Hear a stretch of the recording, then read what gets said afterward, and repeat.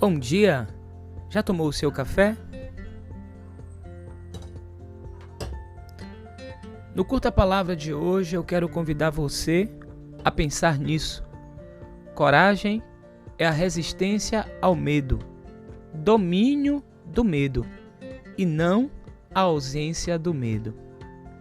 Eu espero que você esteja bem, que você esteja gozando de perfeita saúde e que esteja em paz. Estou passando por aqui para a gente retomar a leitura do Evangelho de Marcos.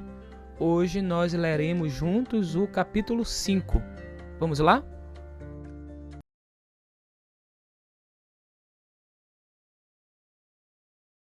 Eles atravessaram o mar e foram para a região dos Gerazenos. Quando Jesus desembarcou, um homem com um espírito imundo veio dos sepulcros ao seu encontro. Esse homem vivia nos sepulcros e ninguém conseguia prendê-lo, nem mesmo com correntes, pois muitas vezes lhe haviam sido acorrentados pés e mãos, mas ele arrebentara as correntes e quebrara os ferros de seus pés. Ninguém era suficientemente forte para dominá-lo. Noite e dia, ele andava gritando e cortando-se com pedras entre os sepulcros e nas colinas. Quando ele viu Jesus de longe, correu e prostrou-se diante dele e gritou em alta voz: "Que queres comigo, Jesus, filho do Deus Altíssimo? Rogo-te por Deus que não me atormentes." Pois Jesus lhe tinha dito: "Saia deste homem, espírito imundo." Então Jesus lhe perguntou: "Qual é o seu nome?" "Meu nome é Legião", respondeu ele, "porque somos muitos." E implorava a Jesus com insistência que não os mandasse sair daquela região. Uma grande manada de porcos estava pastando numa colina próxima. Os demônios imploraram a Jesus: "Manda-nos para os porcos, para que entremos neles." Ele lhes deu permissão e os espíritos imundos saíram e entraram nos porcos. A manada, de cerca de 2.000 porcos, atirou-se precipício abaixo em direção ao mar e nele se afogou.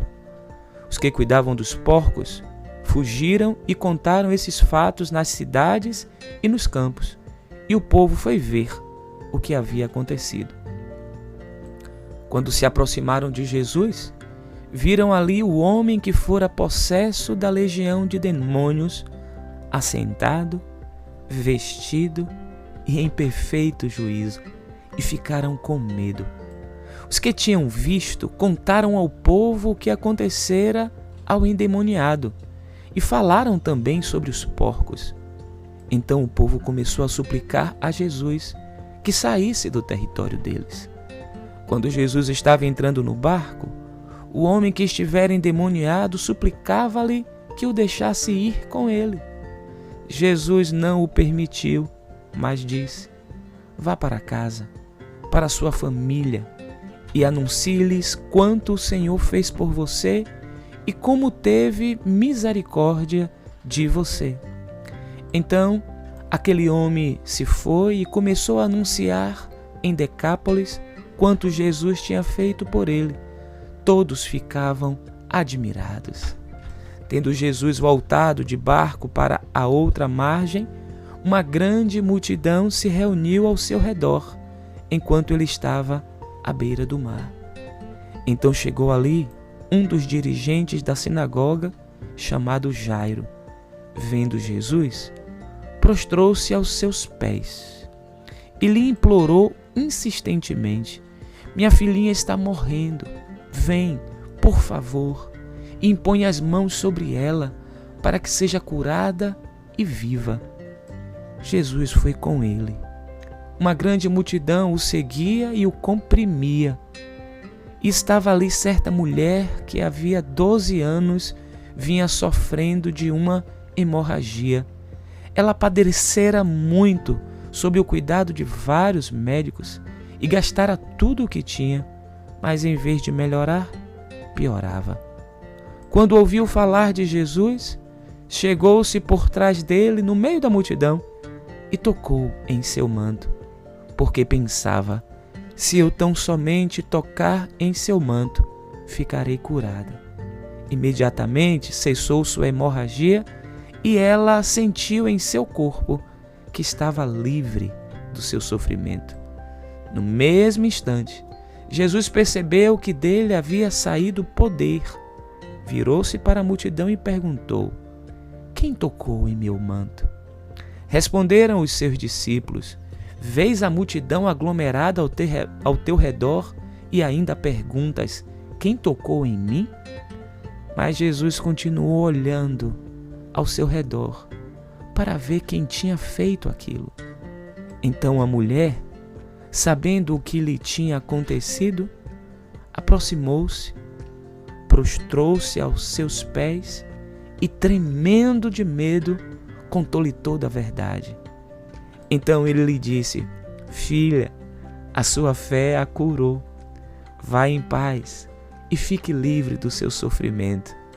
Enquanto Jesus ainda estava falando, chegaram algumas pessoas da casa de Jairo, o dirigente da sinagoga. Sua filha morreu, disseram eles.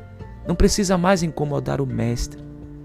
Não fazendo caso do que eles disseram, Jesus disse ao dirigente da sinagoga: não tenha medo, tão somente creia. E não deixou ninguém segui-lo, senão Pedro, Tiago e João, irmão de Tiago. Quando chegaram à casa do dirigente da sinagoga, Jesus viu um alvoroço, com gente chorando e se lamentando em alta voz. Então entrou e lhes disse: por que todo este alvoroço e lamento? A criança não está morta, mas dorme. Mas todos começaram a rir de Jesus. Ele, porém, ordenou que eles saíssem. Tomou consigo o pai e a mãe da criança e os discípulos que estavam com ele e entrou onde se encontrava a criança. Tomou-a pela mão e lhe disse: Talita cumi, que significa menina, eu lhe ordeno, levante-se. Imediatamente a menina, que tinha 12 anos de idade, levantou-se e começou a andar. Isso os deixou atônitos. Ele deu ordens expressas para que não dissessem nada a ninguém e mandou que dessem a ela alguma coisa para comer. Confesso que esse texto e, sobretudo, a primeira narrativa está entre os textos e histórias dos evangelhos que mais chamam a minha atenção. Não sei para você, mas perceber o impacto da vida de Jesus em vidas tão desfiguradas. No capítulo 5, nós vimos a narrativa de um homem que era mais de um. Ele era uma legião. Significa que a sua personalidade estava desfigurada. Ele, ao mesmo tempo, era muita coisa e não era ele mesmo. Não tinha domínio de si e também ninguém conseguia dominá-lo. E aqui, quando Jesus aparece diante dele, ele então, a partir dessa palavra de ordem de Jesus, o espírito que desfigurava aquele indivíduo e que desfigurava a sua personalidade sai daquele homem.